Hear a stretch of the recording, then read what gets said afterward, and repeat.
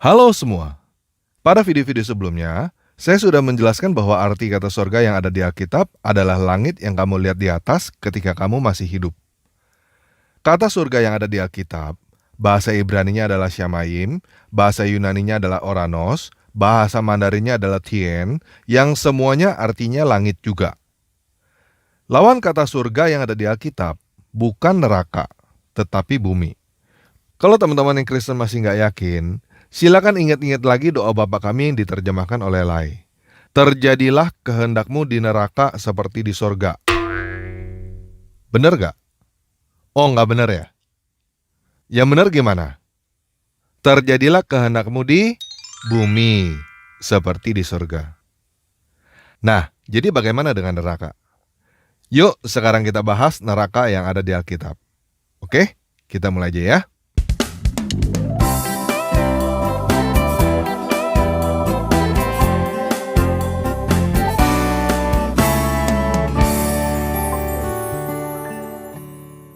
Nah, kalau kamu cari kata neraka di dalam Alkitab terjemahan Lai, kamu tidak akan menemukan kata neraka di dalam Perjanjian Lama. Semua kata neraka di dalam Alkitab Lai adanya di Perjanjian Baru.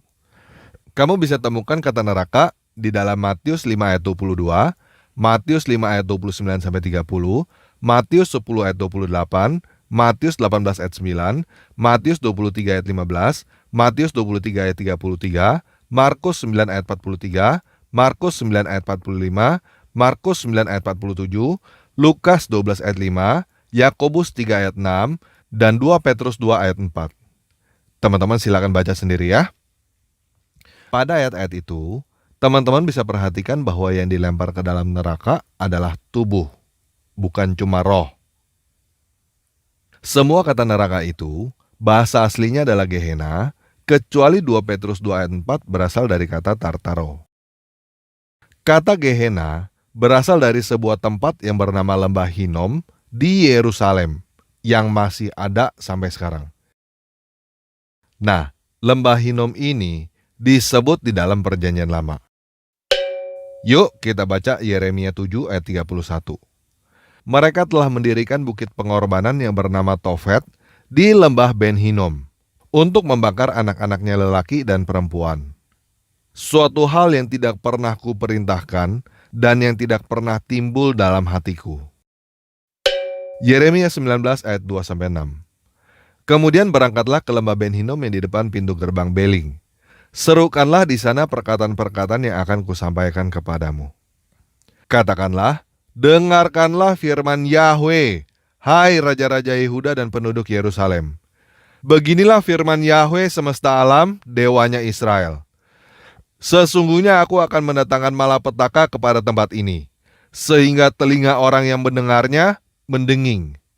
Sebab mereka telah meninggalkan aku, telah memberikan tempat ini kepada dewa asing, dan telah membakar korban di sini kepada dewa lain, yang tidak dikenal oleh mereka sendiri, dan oleh nenek moyang mereka, dan oleh raja-raja Yehuda. Mereka telah membuat tempat ini penuh dengan darah orang-orang yang tidak bersalah. Mereka telah mendirikan bukit-bukit pengorbanan bagi Baal untuk membakar anak-anak mereka sebagai korban bakaran kepada Baal.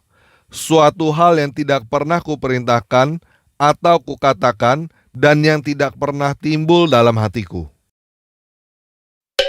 Nah, jadi Gehenna atau Lembah Hinnom adalah suatu tempat yang dianggap terkutuk karena dulu dipakai untuk membakar anak sebagai korban untuk memuja dewa asing. Lai menerjemahkan Gehenna menjadi neraka, tanpa Ragi menerjemahkan Gehenna menjadi jahanam. Jadi sekali lagi, Gehenna yang diterjemahkan menjadi neraka di dalam Alkitab bukan tempat roh dibakar, tetapi tempat tubuh fisik dibakar. Tanpa Ragi menerjemahkan menjadi jahanam karena memang Gehenna dan jahanam artinya sama, yaitu terkutuk. Nah, Alkitab terjemahan Lai juga mencatat satu hal lagi yang disebut dengan lautan api. Yuk kita baca penjelasannya dari kitab Wahyu. Wahyu 19 ayat 20.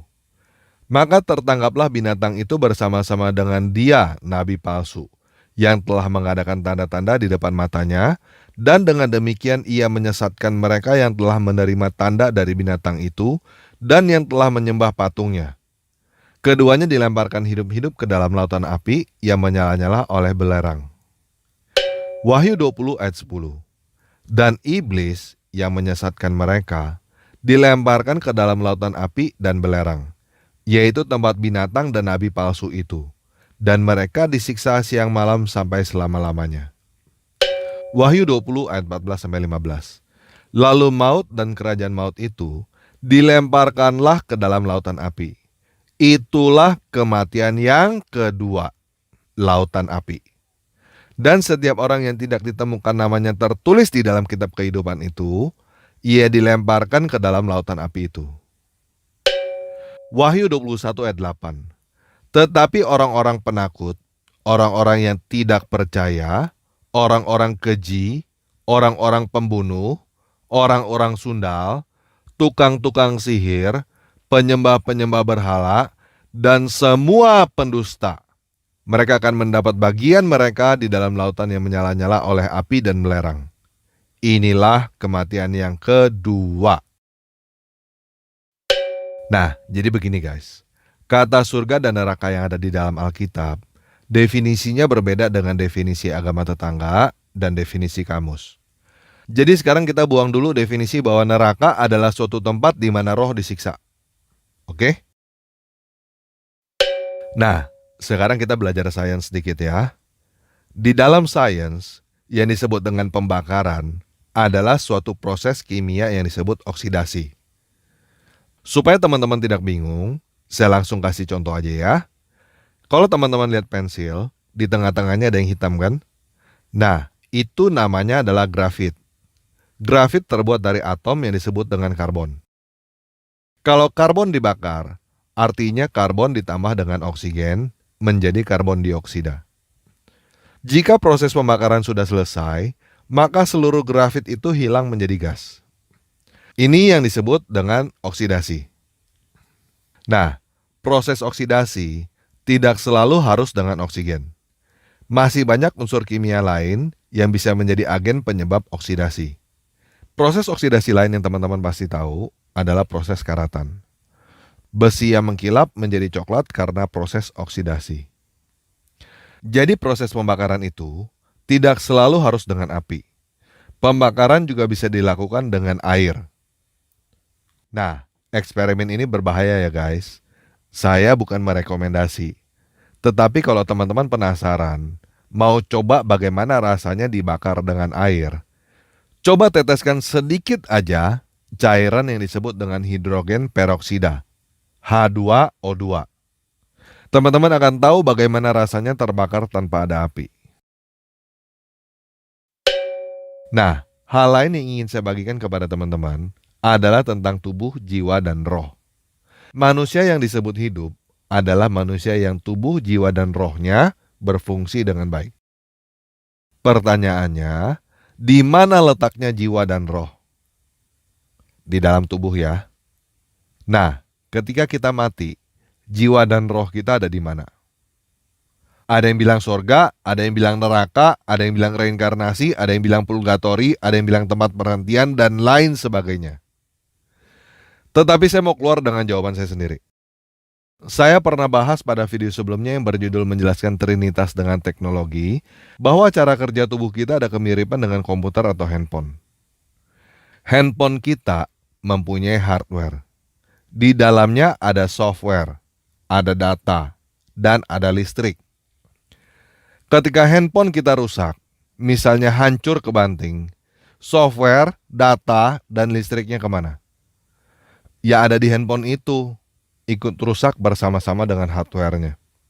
Jadi menurut saya, ketika kita mati, jiwa dan roh kita ya ada di tubuh itu, ikut binasa bersama-sama dengan tubuh.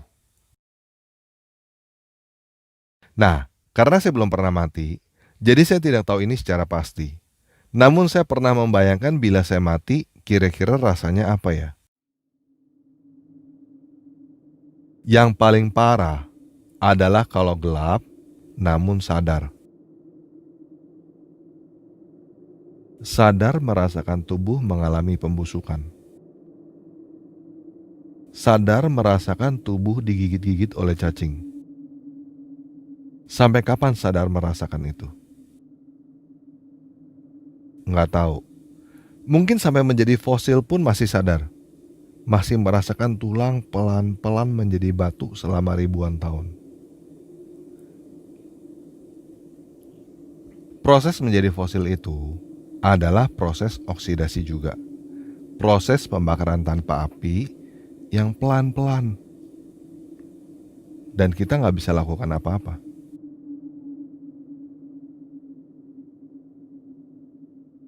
Jadi maksud saya begini, bagi saya, kematian itulah yang disebut dengan neraka.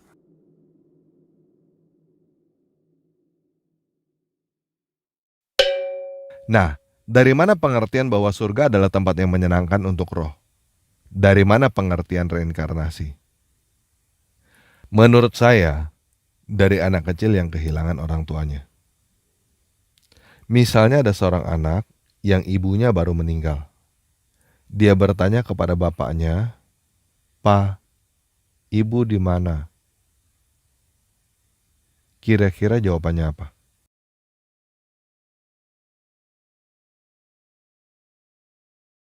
Kalau kamu ketemu seorang anak yang ditinggal mati oleh orang tuanya, lalu anak itu bertanya kepada kamu bapak mamanya kemana, kamu jawab apa? Apakah kamu akan jawab ke neraka?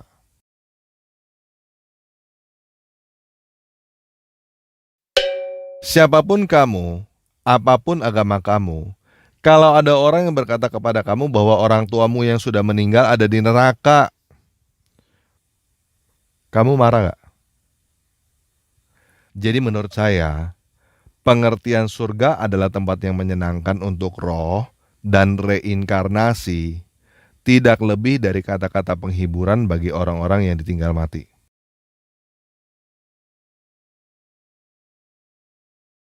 Tetapi kenyataannya kita semua pasti mati.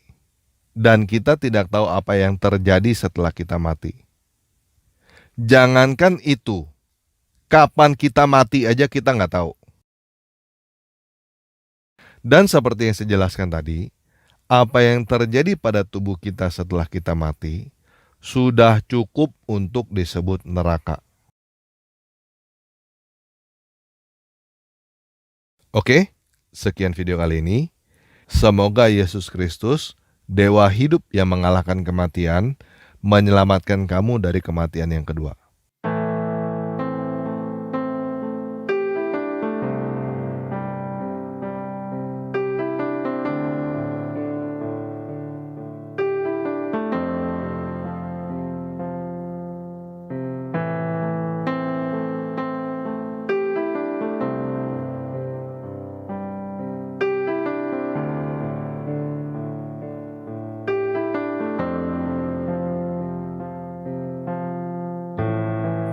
بك امزام تبا أتخذا كم سيارة وشي أقول بأسفي افتح بك أتمري موتي كفوا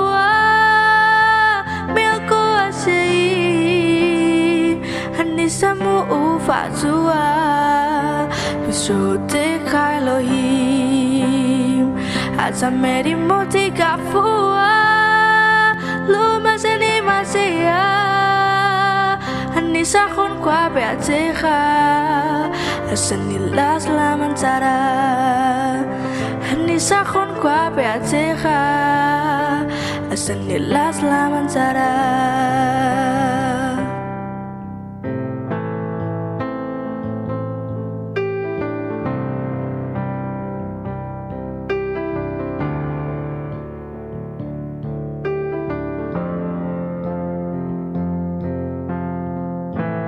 Padamu ku berharap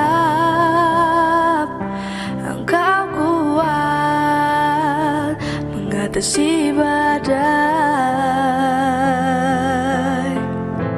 Walau badai di sekeliling Ku percaya